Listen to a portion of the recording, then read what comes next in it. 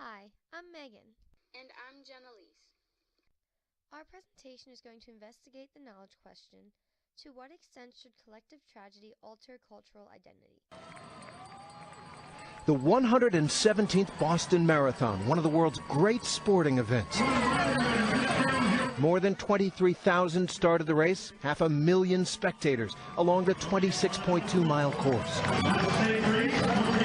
Boston's is one of the world's 6 major marathons. Runners from more than 90 countries. The winner crosses the finish line at 12:10.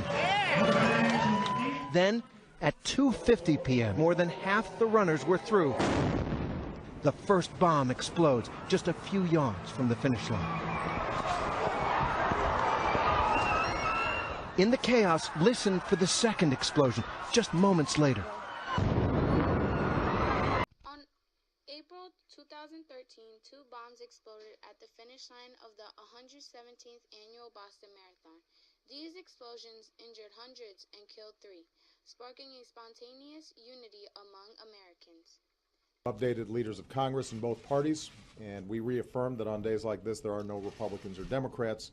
We are Americans, united in concern for our fellow citizens. After watching Obama's address, I found it surprising that he says, on days like this, there are no Republicans or Democrats, we are Americans. I began to think, why is he saying days like this? Why are we not united Americans all the time? I started to wonder what it is about tragedy and devastation that unites us, and if said unity has a positive or a negative fallout.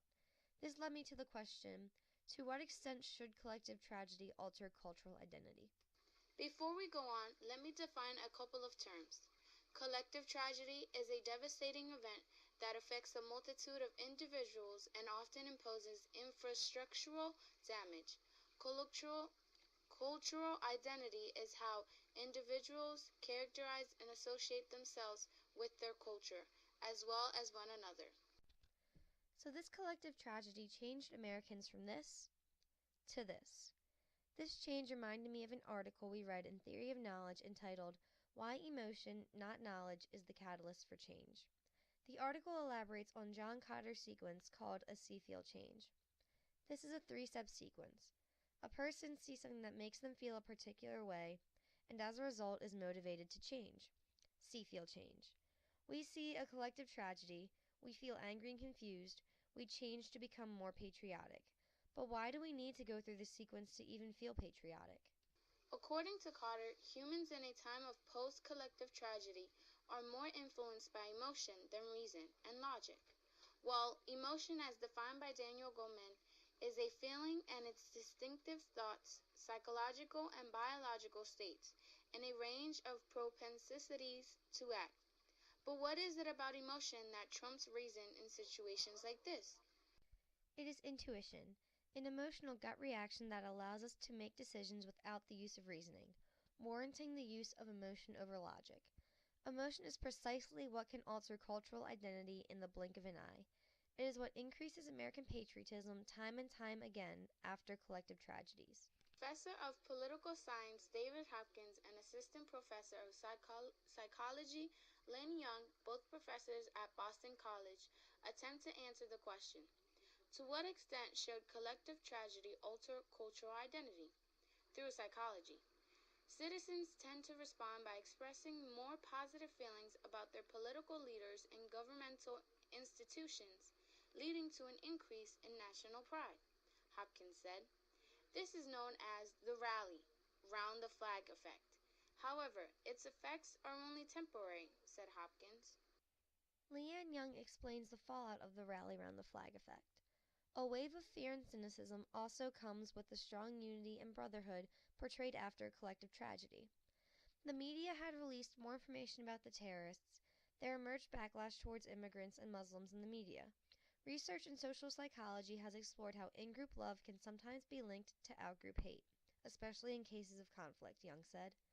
She further added that it is this attitude that can lead to discrimination against outsiders, and at the same time, stronger bonds within a community.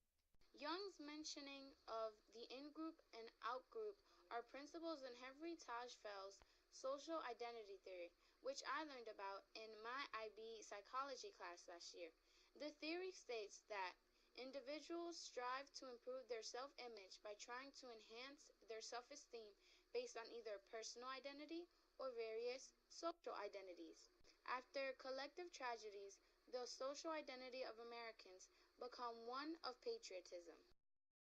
Either you're with us, either you love freedom and with nations which embrace freedom, or you're with the enemy. There's no in between. You're either with us or you're with the enemy. That's clear. I will continue to make that clear. This suggests that as Americans, we are our own in-group, and the cultures who attack us become the out-group. And therefore, because it is the way our society nurtures us, it elicits this emotional response of the rally round the flagpole effect and its fallout.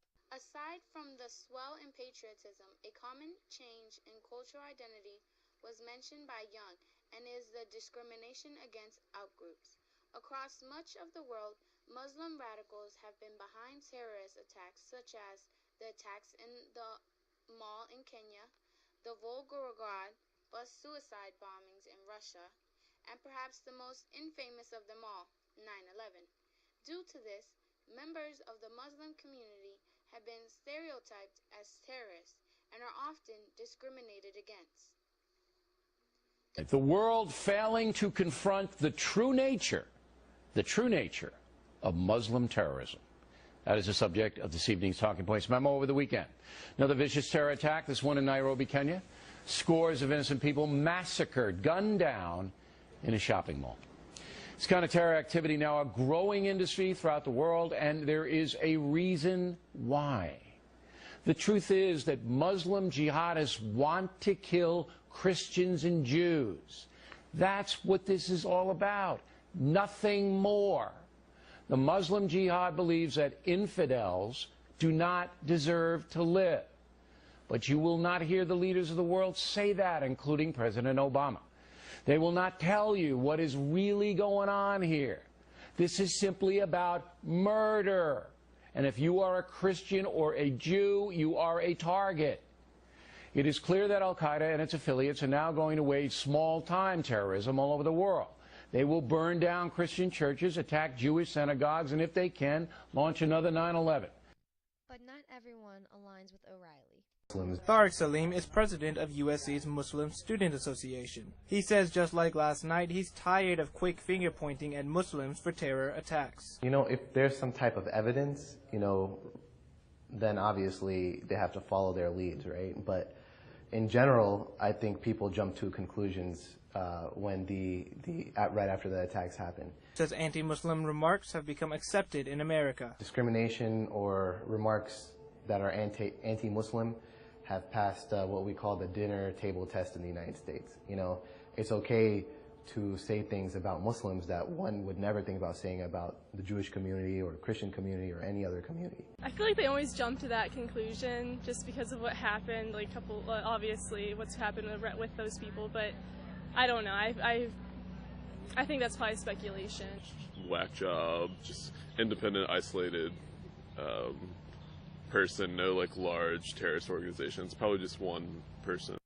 The latter video is where we see reason begin to intervene with the rash emotions of the former video. After collective tragedy, there is a progression of short-term actions driven by emotion, followed by long-term actions driven by reason. Once the sea field change and the rally round the flagpole have lost potency, cultures begin their rebuilding process. This has been seen many times throughout the course of history, one of the most infamous being the rebuilding of cultures after the devastation and tragedy of World War II. And so, on August 6, 1945, in an effort to quickly resolve the war, the little boy bomb was dropped on Hiroshima, Japan by the Enola Gay bomber at 8:15 a.m. local time.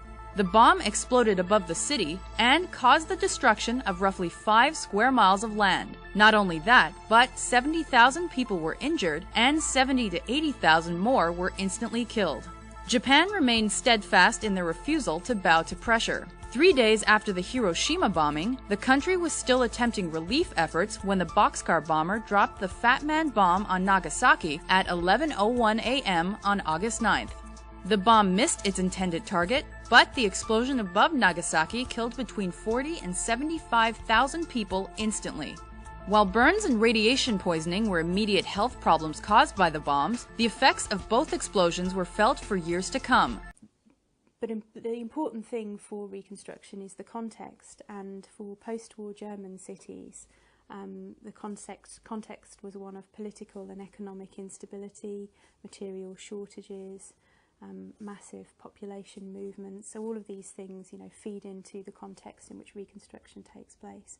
All able-bodied Germans are liable to the labor draft, but brick by brick, the Trümmerfrauen, the wreckage women, do much of the back and heartbreaking work of cleaning up the enormous mess left behind by history's most destructive war.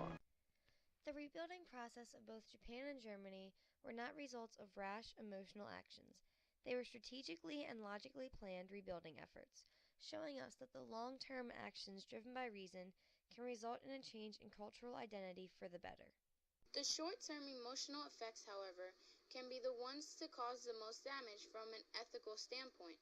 In a post-9/11 world, the Muslim discrimination raises many ethical red flags, even determining the moral misdoings of the global community towards Muslim, due to the actions of a few radicals, is a gray area. We cannot overlook relativism here. After all, one man's terrorist is another's freedom fighter. If the so-called hero is this subjective, how can we know when our emotions, or even our reasons, after collective tragedy have propelled us into an area where we have breached ethical boundaries? Let's ask our good friends Jeremy Bentham and Immanuel Kant. Bentham, what do you make of this conundrum? If this discrimination is what makes the majority of people happy, then it is the ethical thing to do. What do you think, Kant? If your ends of protection from terrorism justify your means of Muslim discrimination, then yes. Personally, I approach this situation through virtue ethics, making the cultural identity of Muslim discrimination because of collective tragedy immoral. Discrimination is not a good habit virtue, and in doing so, we are not striving to become better people by cultivating virtues. Wait, are all collective tragedies terrorist attacks, though? No, they are not. Natural disasters can be collective tragedies as well, just this past year. At least 3 people have been killed and 7 injured after a super typhoon tore through the Philippines, causing chaos and mass destruction. More than 1 million people were forced to flee their homes, many now trying to salvage what's left. The Category 5 typhoon destroyed buildings, cutting power lines and caused storms to flood coastal villages and remote areas. With winds of near 230 miles per hour, it's been reported as the most powerful typhoon to hit the Western Pacific this year. It was twice the size of the St. Jude storm which hit Britain last month. The true scale of the damage is unknown, and the death toll is expected to rise as the country begins to clean up and deal with the aftermath. The super typhoon is expected to move across the South China Sea, where it could become even stronger as it heads towards Vietnam and China. Typhoon Haiyan resulted in a more positive change in cultural identity, one of humanitarian aid and hope. One of the common ties across different cultures is religion, and in times of collective tragedy, many find solace in prayer. 2 days after the typhoon hit, Pope Francis led a prayer for the Philippines, bringing comfort to many. I wish to assure you of my solidarity to the people of the Philippines and to the whole region who have been hit by a terrible typhoon. Unfortunately, the victims are many and the damage enormous. Let us pray in silence for a moment and then to the Madonna for our brothers and sisters, and also seek to send them practical help, said the Pope. Even the Pope is admitting that more than prayer is needed in a time like that. Humanitarian aid was given to the Philippines in the form of medicine, food, clean water, clothing, shelter, and economic aid. As of December 9th, the American Red Cross relief team that is a part of the global Red Cross response had distributed tarps, water cans, mosquito nets, and hygiene kits to approximately 44,000 people, and the distribution is ongoing. The Red Cross has delivered food packages to more than 785,000 people and provided clean water to nearly 600,000 people. I'd say that's a pretty positive change in cultural identity. Looks like collective tragedy can alter cultural identity in both positive and negative ways. Alright, let's get down to business to answer this question. To what extent should collective tragedy alter cultural identity? It is human nature that collective tragedies provoke changes in our cultural identities. Without this catalyst, not much would ever change. American security against terrorism would not have been strengthened, but then there would not have been the backlash of stereotyping and discrimination against Muslims. But at the same time, cultures in a post-World War II world, like Japan and Germany, would not have been able to rebuild, and the Philippines would not have received the aid it so desperately needed. This does not go without saying that we, as humans, need to be mindful of the consequences of our responses to such events. But overall, collective tragedy should alter cultural identity. Change is a necessary part of life, and sometimes collective tragedy has to be the facilitator for the change of cultural identity for the better.